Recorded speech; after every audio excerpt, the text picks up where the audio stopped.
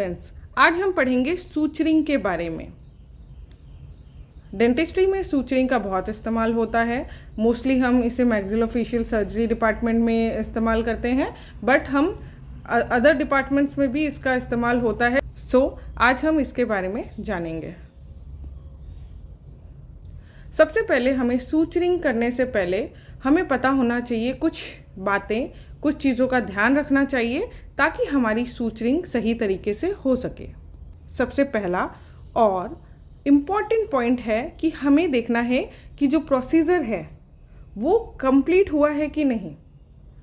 अगर हम जो प्रोसीजर कर रहे हैं वो प्रोसीजर हमने कंप्लीट किए बिना ही अगर वुंड को क्लोज कर दिया तो that is also not acceptable. अगर प्रोसीजर कंप्लीट नहीं हुआ है तो फर्दर इन्फेक्शन होने के चांसेस हैं, या फिर जिस चीज़ के लिए हमने वो प्रोसीजर अप्लाई किया था और वो अधूरा रह जाएगा, जिसकी वजह से हमें फिर से ओपन करके फिर से हमें वहाँ पर ऑपरेट करना पड़ेगा। तो इसीलिए हमें सबसे पहले हमें ये देखना है कि हमारा जो प्रोसीजर है वो कंप्लीट हुआ है या नहीं। दूसरा, हमें ये ध्यान देना है कि अगर कहीं पे कोई बोनी स्पिक्यूल्स है या फिर बोनी मार्जिन्स हैं, बोनी स्पिक्यूल्स हैं तो उन्हें हमें रिमूव करना पड़ेगा, और जो बोनी मार्जिन्स होती हैं, एलिवेटेड होती हैं, उन्हें हमें स्मूथ करने की ज़रूरत है। फिर हमें ये भी ध्यान देना है कि कोई लूज टिश्यू टैग तो नहीं बचा हुआ है या फिर कोई नॉन वाइटल टिश्यू तो नहीं बचा हुआ है, हमें उसे भी रिमूव करना पड़ेगा ताकि फ्यूचर में किसी प्रकार का इन्फेक्शन ना हो। वुंड क्लोजर से पहले हमें ये ध्यान देना है कि ब्लीडिंग पूरी बंद हो, कंप्लीट हीमोस्टैसिस होना चाहिए ताकि क्लियर व्यू भी मिलेगा हमें। ब्लीडिंग कम होगी तो that is good for patient. इसके अलावा अगर क्लियर फील्ड रहती है, क्लीन वुंड रहता है तो इन्फेक्शन होने के चांसेस भी कम रहते हैं। फिर हमें ये ध्यान देना है कि हम उस वुंड को अप्रॉक्सीमेट करते समय कोई टेंशन तो अप्लाई नहीं कर रहे हैं। हमें कोशिश यही करनी है कि बिना किसी टेंशन के उस वुंड को हम अप्रॉक्सीमेट करें। अगर हम नहीं कर पा रहे हैं तो ऐसे केसेस में हमें टिश्यू अंडरमाइन कर देना चाहिए, जिसकी वजह से टेंशन फ्री क्लोजर मिल सके उस वुंड को। किसी किसी केस में जो वुंड बहुत लार्ज होता है और वहाँ पर पॉसिबल डेड स्पेस होने के चांसेस होते हैं, तो एक टेम्परेरी ड्रेन हमें वहाँ पर प्रायर सूचरिंग के लगा देना चाहिए। यानी सूचर करने से पहले हमें एक टेम्परेरी ड्रेन वहाँ प्लेस कर देना चाहिए, जिसे हम फ्यूचर में बाद में रिमूव कर सकते हैं। चलिए अब देखते हैं कि वुंड को क्लोज कैसे किया जाता है। वुंड क्लोज करने का सबसे अच्छा तरीका है वुंड को लेयर्स में क्लोज करना चाहिए। जब वुंड मल्टीपल लेयर से पास होता है तब हमें ज़रूरी है कि हम उस वुंड को लेयर्स में क्लोज करें, नहीं तो जो डीप की लेयर्स होती हैं, हमारी जो नीचे की डीपर लेयर होती है, अगर वो अनअप्रॉक्सीमेटेड रह जाती हैं या फिर ओपन रह जाती हैं तो वो डेड स्पेस अलाउ करती हैं, जिसकी वजह से वहाँ पर हीमेटोमा होने के चांसेस बढ़ जाते हैं।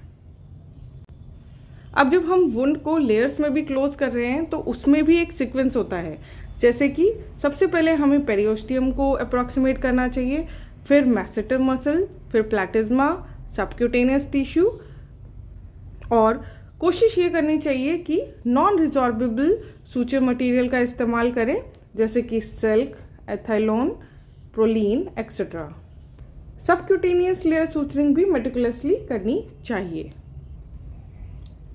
यूजुअली हमें सबक्यूटेनियस एंड सबक्यूटिकुलर लेयर की जो सूचरिंग होती है उसे करने के लिए इन्वर्टेड या फिर बरीड नॉट्स का इस्तेमाल करना चाहिए, और हमें इस चीज़ का ध्यान रखना है कि जो हमारी नॉट्स हैं या फिर सूचर मटेरियल है वो कभी भी एक्सटीरियरली स्किन के बाहर की तरफ एक्सपोज ना हो, क्योंकि इससे बैक्टीरियल कंटामिनेशन होने और इन्फेक्शन होने के चांसेस बढ़ जाते हैं डीपर लेयर में। अब हम बोल रहे हैं कि सूचरिंग हमें लेयर में करनी चाहिए। हमें लेयर्स में क्यों करनी चाहिए? उसके कुछ एडवांटेजेस होंगे, कुछ फ़ायदे होंगे, तभी तो हमें लेयर्स में सूचरिंग करनी चाहिए। तो चलिए जानते हैं कुछ एडवांटेजेस जो कि हैं लेयर्ड सूचरिंग के। सबसे पहला और इम्पॉर्टेंट एडवांटेज ये है कि अगर हम लेयर में सूचरिंग करते हैं तो हमारा जो टेंशन होता है वो इक्वली डिस्ट्रीब्यूट हो जाता है वेरियस लेयर्स में, जिसकी वजह से वुंड का डिहाइसेंस होने के चांसेस बहुत कम हो जाते हैं। लेयर्ड सूचरिंग करने से जो डेड स्पेस होती है वो भी बहुत कम हो जाती है और अप्रॉक्सीमेशन भी अच्छा हो जाता है, जिसकी वजह से टिश्यू फ्लूइड एक्यूमुलेट होने के या फिर ब्लड एक्यूमुलेट होने के चांसेस कम हो जाते हैं ऐसी स्पेसेस में, जिसकी वजह से फर्दर इन्फेक्शन होने के चांसेस कम हो जाते हैं फ्यूचर में। अब हम कई बार कॉस्मेटिक क्लोजर भी करते हैं।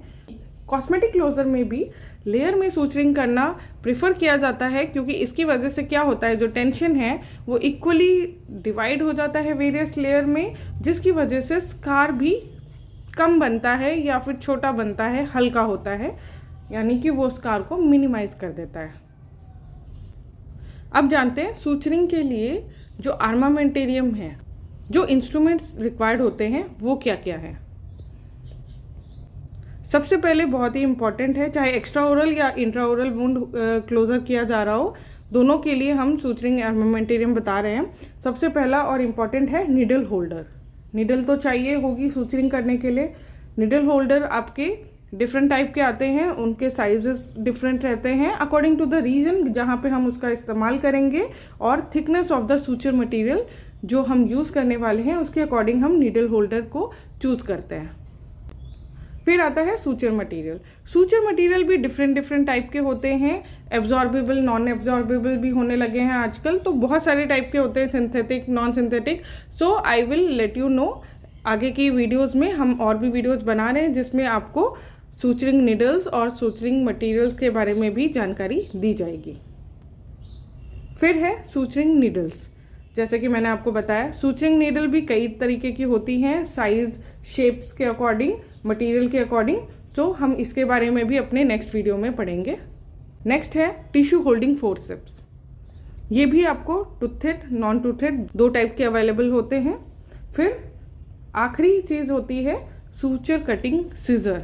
अगर हम सूचर कर रहे हैं तो हमें कुछ कट करने के लिए भी चाहिए, तो हमें सूचर कटिंग सीजर चाहिए होती है, जिसे हम स्टेरलाइज करके यूज़ करते हैं। आई होप आपको इतना समझ में आया होगा। मैं सूचर मटेरियल और सूचर नीडल को मैं इसमें और ऐड नहीं कर रही हूँ इस वीडियो में, अदरवाइज़ वीडियो बहुत लंबी हो जाएगी, इसीलिए हम उसको सेपरेट वीडियो में पढ़ेंगे। आप आगे के वीडियोस भी देखते रहिए, चैनल को सब्सक्राइब कीजिए ताकि आपको आगे के वीडियोस भी जल्दी से मिलते रहें। Thank you for watching my video. Friends, if you like my video, please subscribe my channel and ring the bell icon for latest updates.